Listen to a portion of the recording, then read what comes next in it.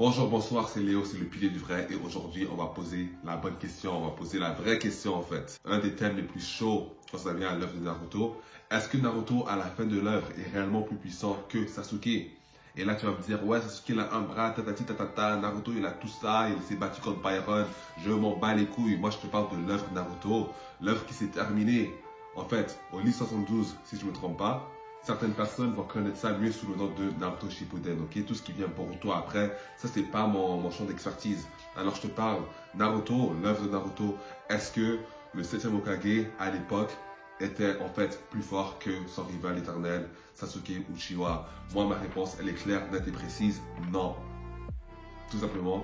Et là, je vais expliquer pourquoi. Parce que je pense qu'il y a beaucoup de personnes qui ont l'impression que Naruto, à la toute fin, il se battait pas pour tuer. Parce que Naruto, son objectif, c'était pas de tuer Sasuke. Certaines personnes vont penser que Naruto, il s'est pas donné à 100% lors de ce dernier combat. Ce qui est totalement faux. Alors, on va analyser ça vite fait.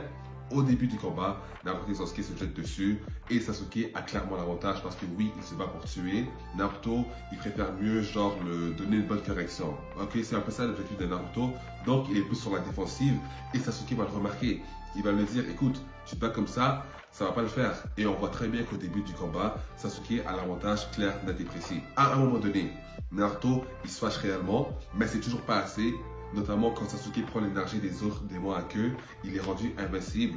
Naruto, il n'y a pas grand chose qu'il est capable de faire à cet instant-là qui va réellement faire mal à Sasuke. Juste à ce que Naruto se décide de voler le flot en entier de Zoro, il fait sa petite technique avec les deux Rasen Shuriken, c'est là que Sasuke va lui dire, ok, voilà, là t'es sérieux.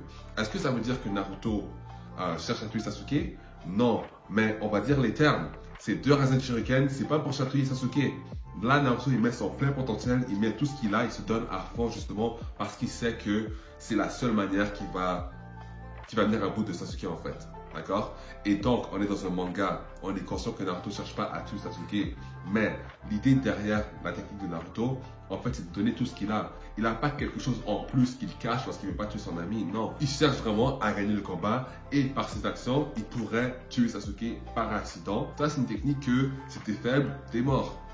Donc oui, Naruto, il est conscient que pour qu'il puisse venir à bout de son ami, il aura besoin en fait de tout donner. À la toute fin, quand tu vois les deux qui se tapent dessus, ils sont fatigués, est-ce qu'il y en a vraiment qui croient que Naruto est en train de se retenir pour pas tuer Sasuke? Non, le message il est clair, il est net, il est précis. Masashi Kishimoto essaie de te montrer que ces deux-là, niveau force, il n'y en a pas un qui est en avant de l'autre, ok? Pas encore en tout cas, parce que comme j'ai dit, Boruto, tout ça, je sais pas. Mais quand ça vient à l'histoire de Naruto, le sage des 6 chemins qui a décidé de donner un soleil sur la main droite de Naruto et une lune sur la main gauche de Sasuke, c'était pour qu'ils soient équivalents, égal. Et donc oui, à la fin, Naruto, il a plus brillé face à Kaguya. D'une part, c'est parce que c'est le personnage principal, il doit venir avec les solutions, il doit briller plus que Sasuke, on n'y peut rien. Et d'autre part, Sasuke, il était un peu là, genre, je retiens un peu mes dernières cartes, je ne veux pas tout dévoiler maintenant parce que je sais qu'après, je ferai pas un sale coup à Naruto, je vais sauver mon chakra. D'accord? C'était un peu ça l'idée.